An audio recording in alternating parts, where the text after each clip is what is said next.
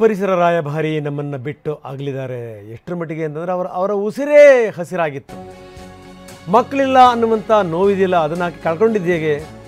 ಸಾಲು ಸಾಲು ಮರಗಳನ್ನು ಬೆಳೆಸೋದ್ರ ಮುಖಾಂತರ. ಹೀಗಾಗಿ ಆಕೆ ಸಾಲು ಮರದ ತಿಮ್ಮಕ್ಕ.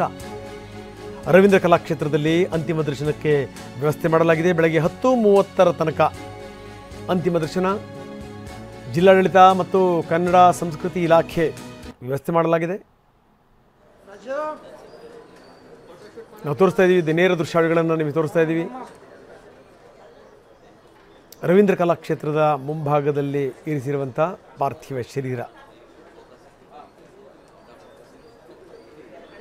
ತಿಮ್ಮಕ್ಕನ ಸಾಧನೆ ಒಂದಾ ಎರಡಾ?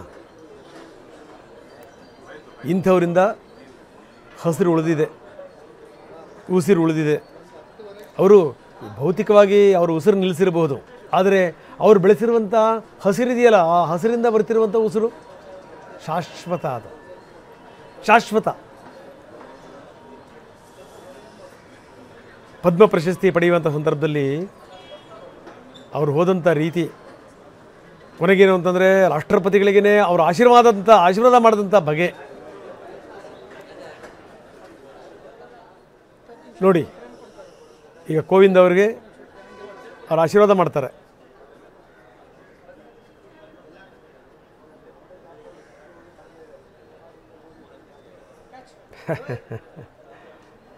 ತಿಮ್ಮಕ್ಕ ಎಲ್ಲಿಗೆ ಬಂದರೂ ಕೂಡ, ಪ್ರಧಾನಿ ಕೂಡ ನೋಡಿ, ಅವರ ಮುಖದಲ್ಲೂ ಕೂಡ ನಗು ಇದೆ.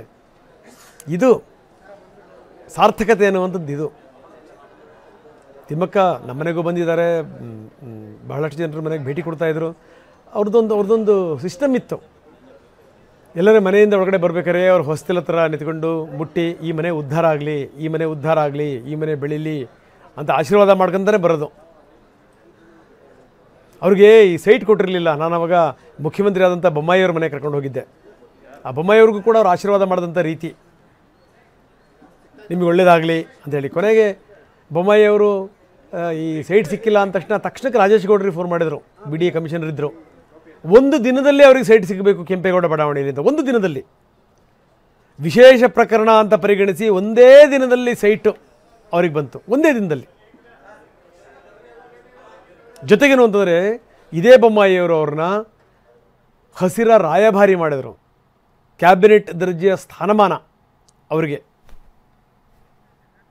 ಇದು ಅಂಥ ಒಂದು ಅದ್ಭುತವಾದಂಥ ಜೀವ ಇವತ್ತು ನಮ್ಮ ಜೊತೆಗಿಲ್ಲ. ಆದರೆ ಹಸಿರು ಎಲ್ಲಿ ತನಕ ಇರುತ್ತಲ್ಲ ಅಲ್ಲಿ ತನಕ, ಆ ಉಸಿರು ಎಲ್ಲಿ ತನಕ ಇರುತ್ತಲ್ಲ, ಅದು ಭೌತಿಕವಾಗಿ ಉಸಿರು ನಿಂತಿರ್ಬೋದು, ಆದರೆ ಹಸಿರಿನ ಮುಖಾಂತರದ ಉಸಿರು ಅದು ಶಾಶ್ವತ.